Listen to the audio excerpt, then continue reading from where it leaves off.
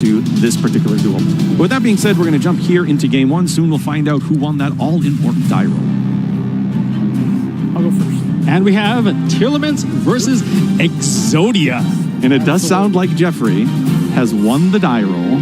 Oh, are we going to see it go all the way through? Now, Tearlaments, not known to play disruptions from the hand, so this may just let him go all the way. So the Tearlament strategy does have some points of interaction here. There's Herald of the Orange Light, which is sometimes played in the strategy because of the fairy count.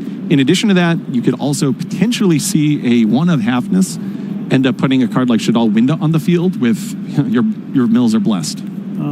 Okay, so we're going to start off with connector into the Aqua Dolphin. Aqua Dolphin is going to get a quick little peek at Justin's hand. That for cost?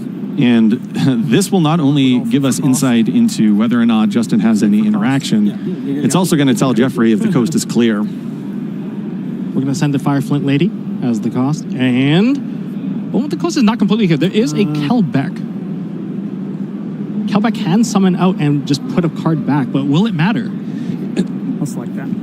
Although we know what Jeffrey is trying to accomplish, which is to assemble all 5 pieces of the Forbidden One on the opening turn, exactly the pathway to get there is not something that we're sure of. All right. So it'll be interesting to see if Kelbeck can actually work as an interruption. So we're going to take the 2 warrior monsters, and we're going to perform a Link Summon into Assault. Search, first effect. The 2 Tails of the Noble Knights. So typically you search a card, generally speaking, that's just going to be discarded somewhere along the lines of your combo. That's what a lot of the decks that are using Assault do with the first effect. And then, of course, now the second effect is going to put a monster on the field that will likely reveal exactly where Jeffrey's going to be going with this opening turn. So he did manage to add an Ignite, a Pendulum monster. Yeah, this deck is going to incorporate, as we're starting to see it, a variety of fire warrior monsters. There's Ignites in here. There's, in addition to that, a variety of other warrior monsters. It seems as though Jeffrey's strategy is in some way, shape, or form based on the idea of putting 2 warriors on the field as fast as possible, as reliable as possible, and getting Assault. Oh, we are going to see the Kelbeck activated because a card was sent from the deck to the graveyard. That's going to summon out Kelbeck and return the Assault back into the extra deck. That could be a disruption, but I don't know if that's going to be enough. I genuinely am sitting along for the ride with you, watching Jeffrey pilot his strategy. Because he knew that card was in Justin's hand, I have to assume he knows the path from this point with his combo deck. Back to my hand. And he's going to add back the Durandal. Durandal can activate and just add another Fire War and just maybe keep going. I have to imagine, based on his, I see an Instant Fusion in his hand. His deck actually has a very iconic and legendary Fire Warrior monster that he can summon out of the extra deck, and a variety of others that potentially with a card like And it's something that you'd never see play. It's actually a card that in the near future is going to, I believe, get some revisions and some releases. In some way, yes. I think Jeff is right now mapping out his turn. Each play when you're piloting a combo deck like Jeffrey is, that is so invested into one path, every individual play can really matter. And sometimes when there's that interaction, in this case, putting back the Assault to the extra deck, when you're playing and practicing a strategy like this, you need to be wary of, okay, X has happened, I now need to pivot my strategy. I can still get to the end result, but it's a different line of decisions. The tree of decision-making has to be altered a little bit. But right now, it should be more or less green light for Jeffrey.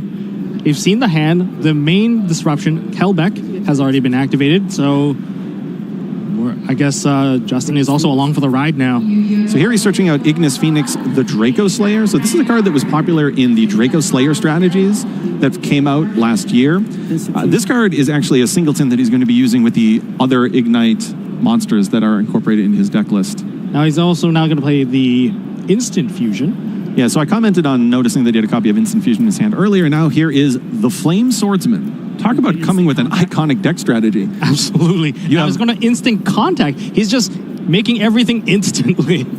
He has brought both Exodia, the Forbidden One, Flame Swordsman, and now this is another blast from the past. It looks like he's brought out Elemental Hero Flare Neos and going into a second copy of Assault. I think every single monster that's a fusion for him is a warrior.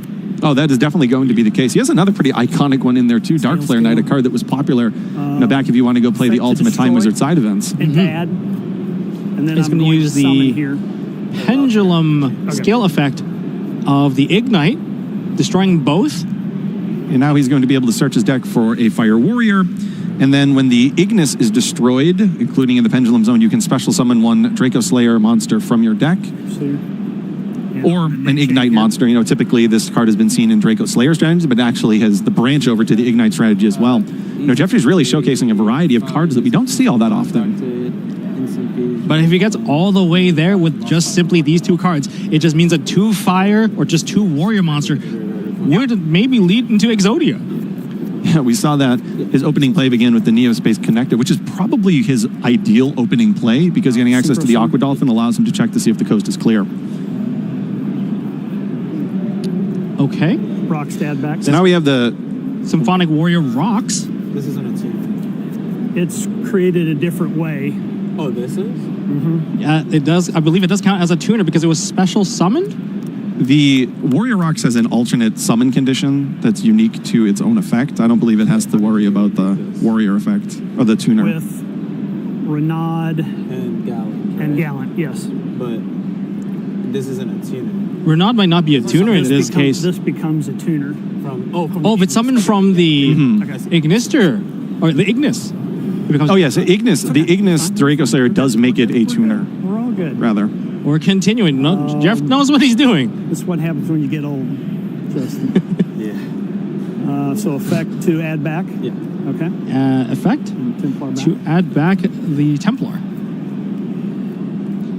Yeah, when Warrior Rocks is special summoned, you can add one phase of Pendulum monster from your extra deck back to your Pay hand. 1,200 to search. And we're going to go with Beyond the Pendulum. We're going to be able to add a Pendulum card. Now, if you don't perform a Pendulum summon, everything is more or less negated. Something tells me Jeffrey knows exactly how he was going to be able to perform a Pendulum summon this turn to circumvent that. Scale. He's got the scales. Both scales. Yep, looks like a pair of Ignite. And now he's unlocked his true potential. Harmonizing. Harmonizing effect. Summon out another magician from the deck. Pendulum one. And we're going to see Purple Poison. It's purple poison. That's a lot of monsters. Yeah, Jeffrey knows exactly what he's going to do now. It seems like he's hit the point of the combo that's familiar, the point of the combo that he's probably gone through and practiced countless times before this event. Yeah. That one interaction, you know, required him to recalibrate a little bit. And I think we'll soon find out. Here we are. The first Exodia piece has made it into Jeffrey's hand. And look at Justin's face. Maybe Justin thought that, hey, this is maybe in for a noble Ignite, but clearly no longer the case. What? Look at Justin. I think he's starting to realize that he is about to experience Exodia the Forbidden One on the very first turn. Dumping Blue Dragon Summoner. He's just sent the Blue Dragon Summoner into the graveyard. Using this protect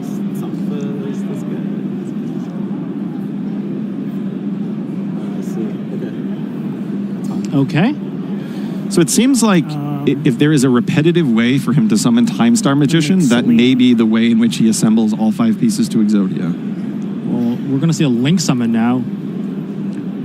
Selene is going to gain counters. Selene. We do have spellcasters in the graveyard. That's going to gain some counters. There's 3 counters on the Selene.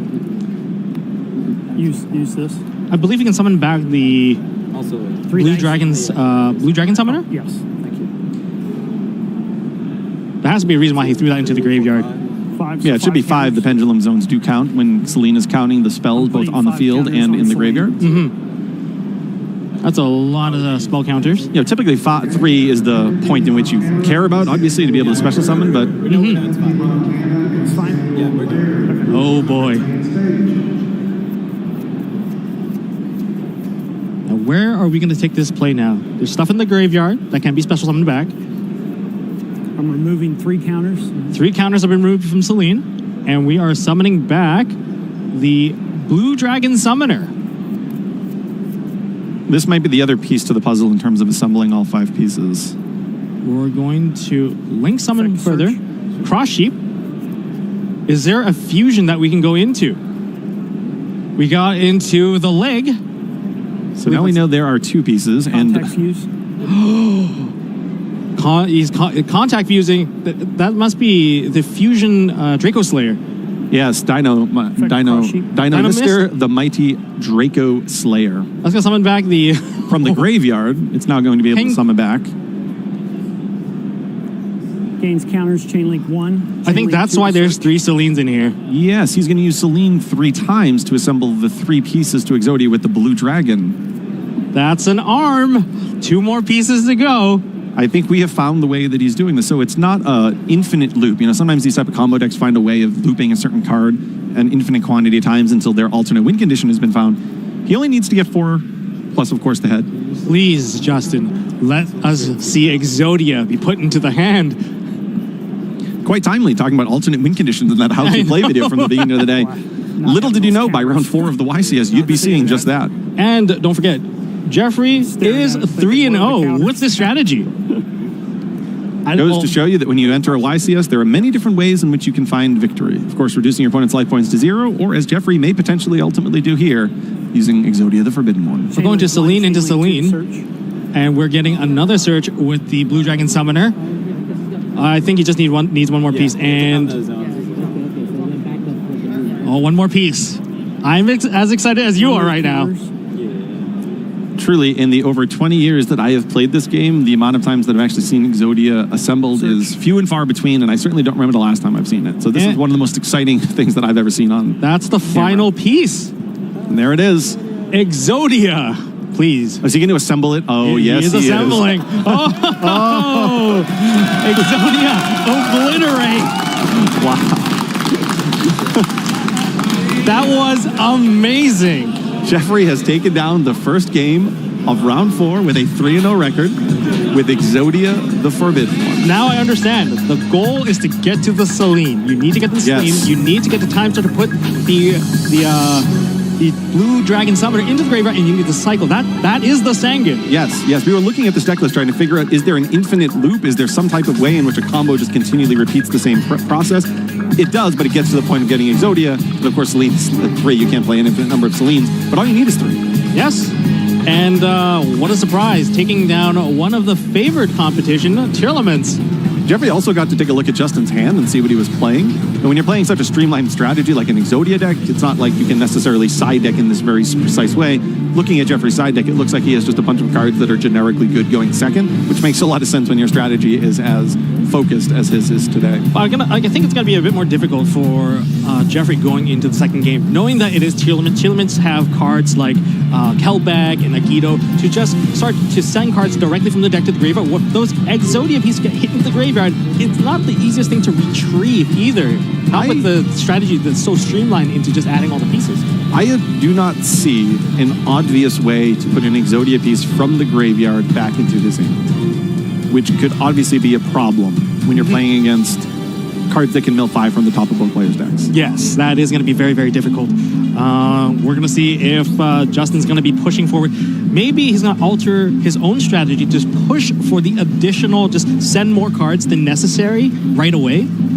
And hopefully he'll hit those Exodia pieces, making it so that Jeff can't just push through with his Exodia strategy. If he's, for example, between the decision of summoning Diviner of the Herald or Tearlaments Rhinoheart, you'd probably summon Diviner more often than not anyway, but just knowing that milling 5 off the top of both players' decks could potentially stymie the Exodia strategy, that might just be the play that he's tunnel visioning into, which makes a lot of sense in general anyway, but in this particular matchup, maybe even more the case. I think there's even more that we have to account for, because if we have to throw the Blue Dragon Summoner into the graveyard, while trying to summon it back, what if a Mudora happens that shuffles it back into the deck? What if, the Keldo shuffles it back? Those are another angle that, you can attack Jeffrey's strategy. And Justin has some cards in the side deck. I'm not going to spoil them just yet, but some cards that are generically good if there's a specific card in your opponent's graveyard that is causing you trouble, like the Blue Dragon Summoner might. It's definitely a card that we might see here. Additionally, one other thing, we didn't necessarily see it there, but Justin is playing a small Shadal package, and by incorporating Shadals into your deck, you do have access to El Shadal Winda.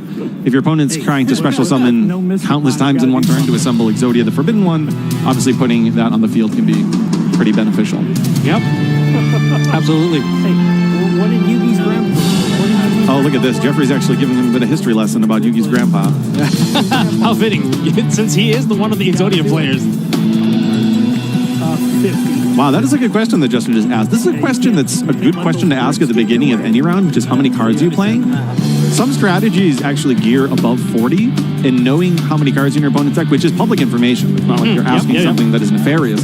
by asking that, you can suddenly get a decent understanding of what your opponent could potentially be playing. There have been times in the game's history where 50-card strategies were especially common, 60-card strategies were especially common, but other decks like Swords will exist that brawl around 40. So by asking your opponent, wait, how many cards are you playing? You can start to limit and get an understanding of what your opponent could be playing. Not that asking in this particular match would Justin have been able to predict that Jeffrey was about to show up with Exodia. That's a big surprise. 50 cards, often you associate them with adventure package, things that you can just meld together, usually synergize really nicely with each other, get yourself some free negations. But I think this is definitely a wild card match here. He definitely wants to break up the Exodia pieces. You don't want to obviously open many of these Exodia pieces. You're trying to search all 5 of them out ideally. And because this deck is just filled with so many Fire Warrior or just Warrior in general extender monsters that can just special summon themselves, from Shade Brigadine to all the others, this deck doesn't necessarily need to cut its number down. So we're going into game 2 now. I believe Justin is going to choose to go first. I don't think passing that opportunity is a wise choice. So he's going to start off by going first. Starting off with... looks like a copy of Foolish Burial Goods. Which card would he send to the graveyard? Potentially Trivi Karma. Trivi Karma is typically the card that I would send because getting access to the field spell allows you to set up an additional layer of interruption, which... if I'm playing against Exodia and I'm unsure what exactly is going to happen in game 2, maybe Jeffrey has a totally different strategy. I want as many layers of interaction as possible. That adds the Parlo Reno into the hand. We're going to activate Parlo Reno right away. Field spell. That's going to allow him to add a Tearlaments card into the hand. I did see a copy of Dark Ruler No More in Jeffrey's hand, so it will be interesting to see how that lines up against Justin's strategy. The beauty of Tearlaments is that historically it's been able to layer its interactions, with graveyard disruptions, with cards like the Shuffler effects, such as Mudora, to being able to use the Primeval Planet, to potentially even having in-hand effects. So a simple card like Dark Ruler No More may only take out one of those layers, and if Jeffrey needs to get through several layers, it might be difficult. Yeah, and starting off with the Special Summon of Sharon, sending the Tearlaments Cashier into the graveyard. We're going to send to the graveyard. Oh, DD Crow, not the best send, but we do hit 2 cards. We have Rhino Heart, and I believe that is Soliak. DD Crow is a card I was partially commenting on during the side decking phase. Whether you're playing the Bestial package or DD Crow or a combination of both, obviously in Jeffrey's shoes, you don't want your opponent to have DD Crow. DD Crow on any of the Exodia pieces obviously would be game over, and then in addition to that, on the Blue Dragon Summoner. Yes. Killing 2 is going to be... Well, the Bestial package would not work against it would not, exactly. Blue Dragon Summoner, because that one is Wind. Wind Monster, yeah. I actually had to go check that myself. It's one of those things that, the Bestials, by and large, against the decks that you'd want to side them in are better, but having additional cards like DD Crow that have a little bit of a higher range, although you don't actually get to put a monster on the field, in this particular case, Justin's probably happy that he's got a couple copies of DD Crow at his disposal. So we did send 8 cards to the grave from the Scream and the Sharon and the Tearlaments Kashtira. That led to a lot of cards just loaded into the graveyard, adding into hand. I believe that's a Halfness. Notably, it doesn't appear as though any of them were Kelbeck, Mudora, or any of those. Yeah, that's pretty safe for Jeff. That's important because those cards in both directions are forms of interruption, either by making it so that there's a shuffle effect, but that mill 5, I still am not convinced that Jeffrey has a way of winning if an Exodia piece hits the graveyard. Yeah, it's going to be very, very tight. But there's also potentially that you could, like you said earlier, layering the disruption. There could be Tearlaments Crime that could be in the back as well. There could also be Soliak just to negate the effects of certain monsters like Celine so that you can't just revive the card straight from the graveyard. We're going to get into Fusion Summon to a Dragon of the Swamp. I think I can see where this one is going. If Justin is playing a copy of Abyss Dweller is going to line up perfectly against Blue Dragon Summoner. Oh, that is also another way to shut that entire play down. So looks like it does look like he has the 2 cards stacked on top of each other, performing an Xyz Summon. Oh, he's choosing to go into Bahamut Shark. That's an interesting choice. I mean, yes, Totally Awesome is a awesome card, no pun intended. But I think if I sat through watching Blue Dragon Summoner hit the field as many times as I just did, unless I'm mistaken. Yeah, I think maybe you can use the Toad. No, Toad cannot actually take the card because it doesn't destroy it, I believe. My instinct would have been to go into Abyss Dweller there. But... oh, we're going to see Sprind. Adding back the water. Okay. So we got Tearlaments Kashtira added back to hand. Still hasn't used the summon effect of it yet. He also still has a level 4 on the field, so it may be possible that he's able to get that back onto the field in some way, shape, or form, and then go into Abyss Dweller. As you mentioned before, Jeffrey does have a Dark Ruler no more, but that's not going to matter when the Abyss Dweller hits the field. Exactly. So he's putting the Totally Awesome back into his extra deck and conducting his Fusion Summon. Well, that's 3 monsters. I'm going to take a wild guess here. That's going to be Kaleido Heart. Kaleido Heart, absolutely. From 1 Aqua to, I believe it's a Fiend.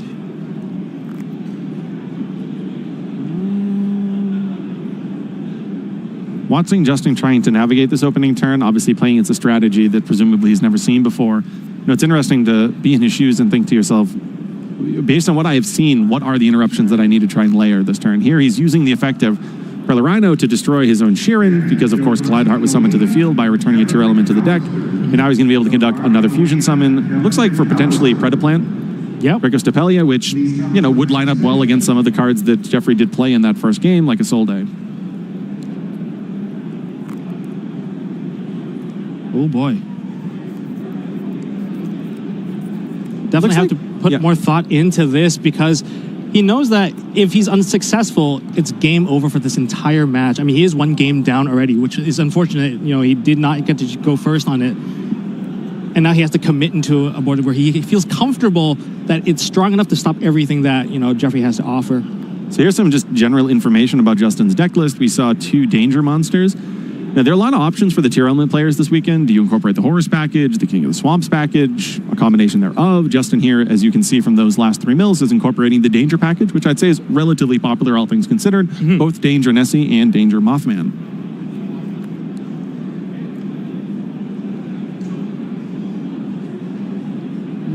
How I think things can go... Ooh, so he's going to send into the graveyard the Unchained Soul Shayama. It's a wonderful card in the deck as well, because you can destroy one of your own cards and just more or less summon out a free level 6 monster onto the field. And then you get to trigger the effect of Kaleido Heart. So, yeah. And it is a Fiend. Remember, that's right. Kaleido Heart is a Fiend, which doesn't match up with any other typing within the Tearlaments deck, but it works out perfectly in this case. And it's not typically the case that a Unchained card would find its way into a strategy like this, when there's an entire Unchained deck itself that's devoted to the strategy that is perfectly playable. So it's interesting to see the deck building decisions. You know, I commented on whether it's the Shadal package, the Danger package, the Horrors package. How about a small Unchained card in your Tier Element strategy as well? You know, it works pretty well, especially that the Unchained card is also level 6, so it might lead into like a Beatrice play, giving you just a quick effect to send more monsters into the graveyard, send cards into the graveyard, and maybe fetching you the card that you're missing. It does seem like he is going to go into an IP Little Knight. Oh, that's SP Little Knight? Sorry, yes, SP. SP.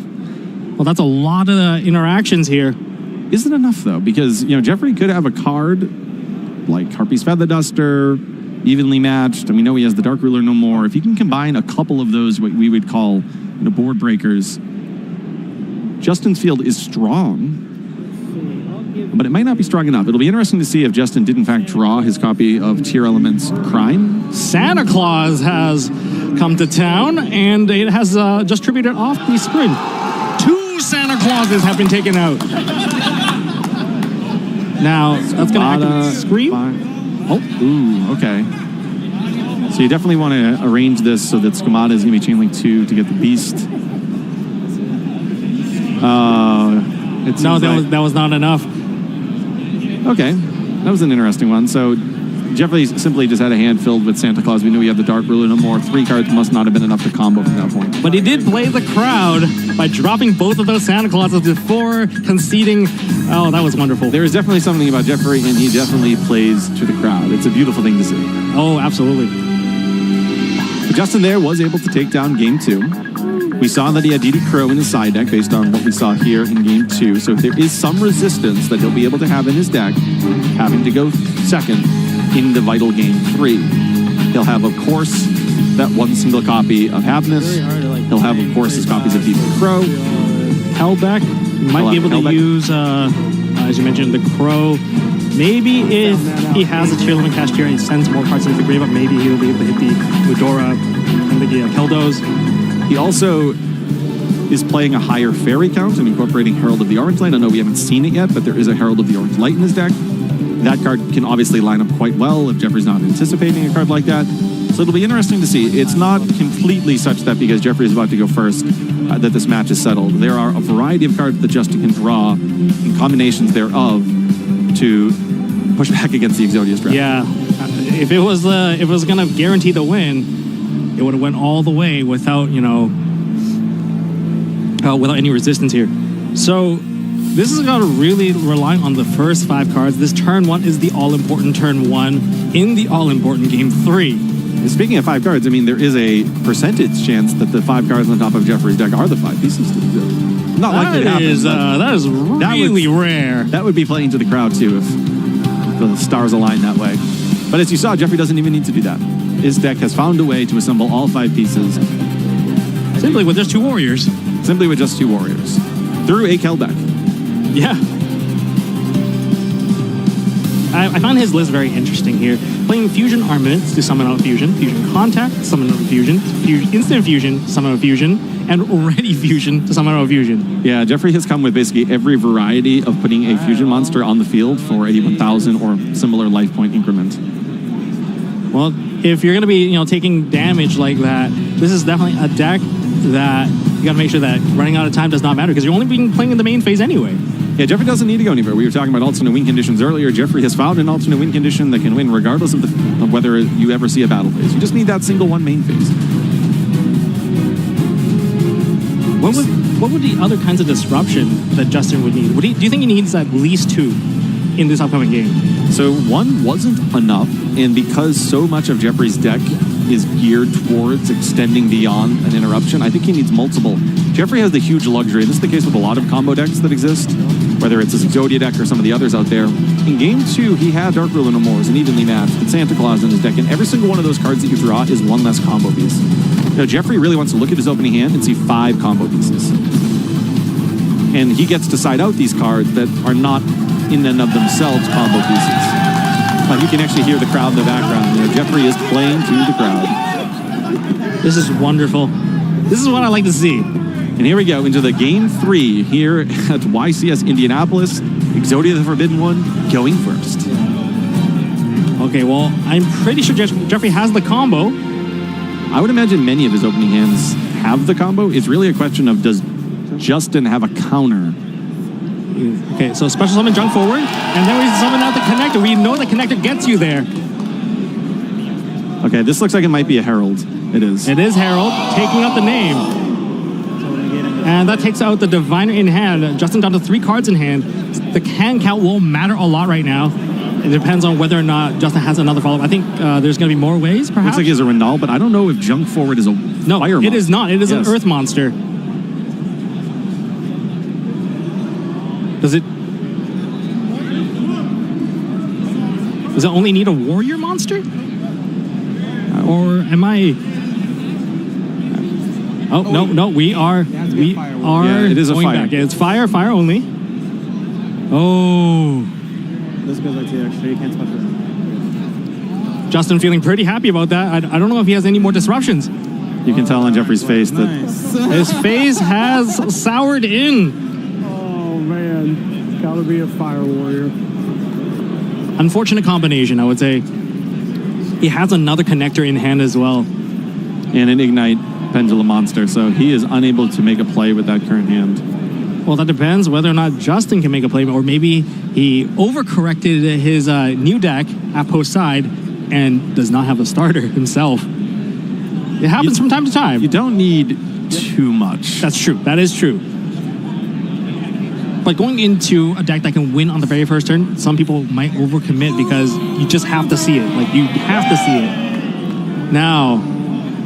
Oh, wow. Justin's face looks... This is quite an entertaining match. Just watching these players really enjoying being here.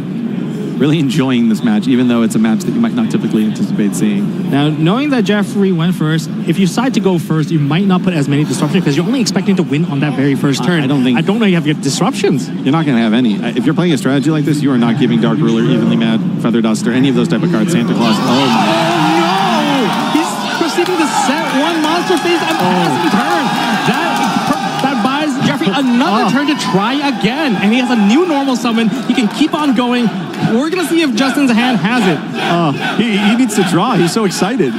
Look at Justin being like, you need to draw. He was so excited. He put his glasses back on, ready to go. The problem here is that this probably means that Justin has interactions in the hand, so we'll see if this goes through. As I just mentioned here, now another connector has been summoned onto the field. Are we going to be able to get a peek into the hand? Or is there another divine? Oh, Ash Blossom Joy Spring preventing the peek in the hand, but there's still 2 warriors on the field.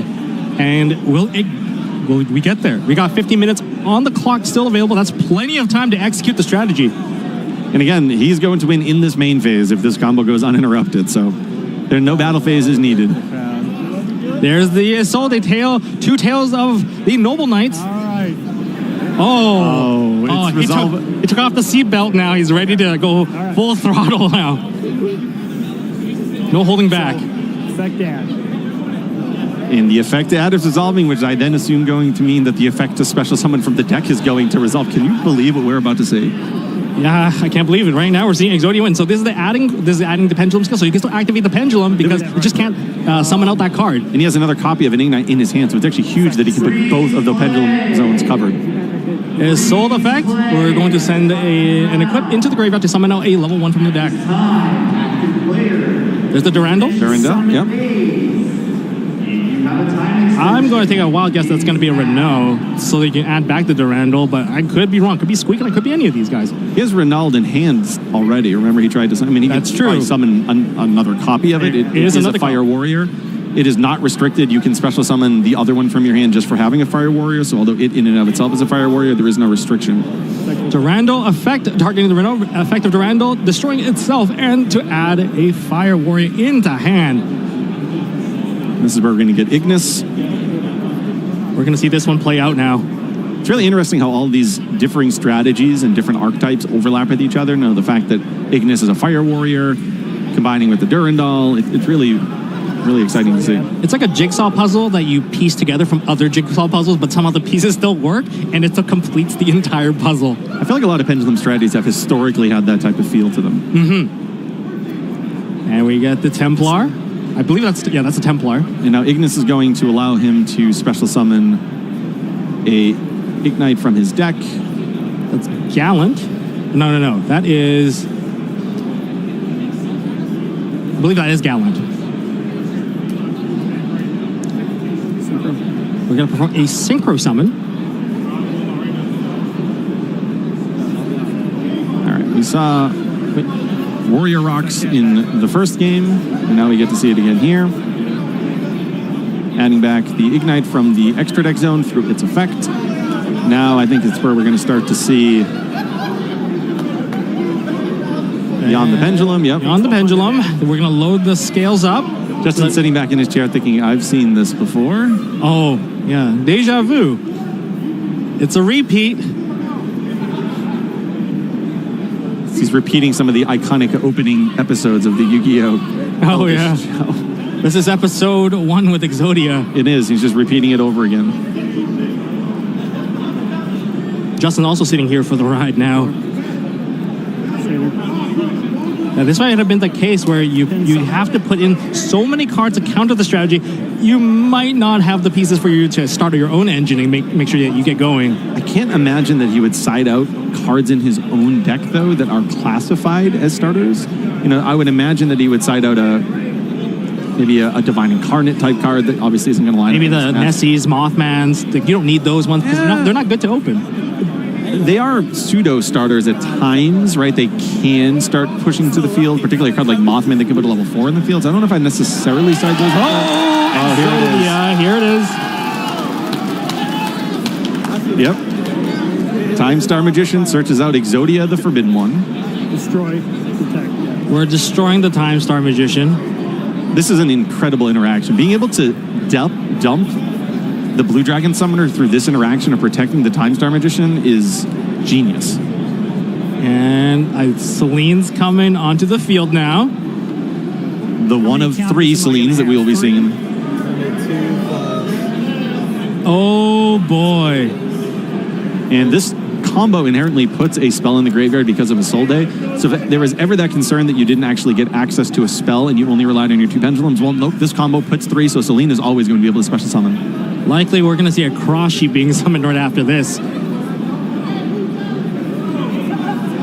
Yep, take the Selene, take the Blue Dragon Summoner. And we do have the Ignis and the Draco Slayer and the Pendulum. We have everything we need. We have 1 leg.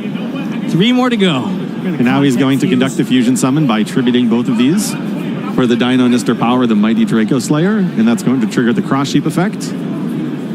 Blue Dragon Summoner. And Blue Dragon Summoner left the keys on the field, decided to come back and grab them again thanks to the effect of Cross Sheep.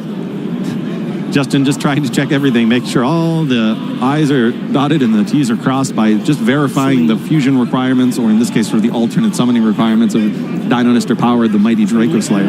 Second Selene. Getting any of those Selenes would be so high value. I think there's just exactly enough to do it.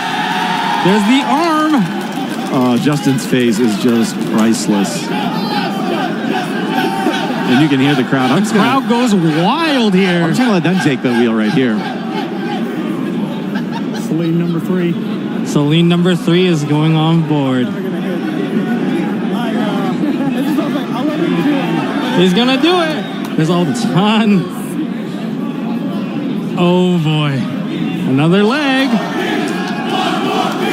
1 more piece. The crowd is chanting, 1 more piece. This is a historical moment here in Indianapolis. Oh my goodness. It has been an honor to sit in the booth and watch Jeffrey in games 1 and 3. Appaloosa? Oh, just for the extra bet, just in case. Just in case. We're going to go into Appaloosa at the end of this. This is clean. This is very clean. We got the other arm. And all 5 pieces have been assembled. The legs, the arms, the head. Exodia obliterate. Unbelievable. Wow, the crowd goes insane.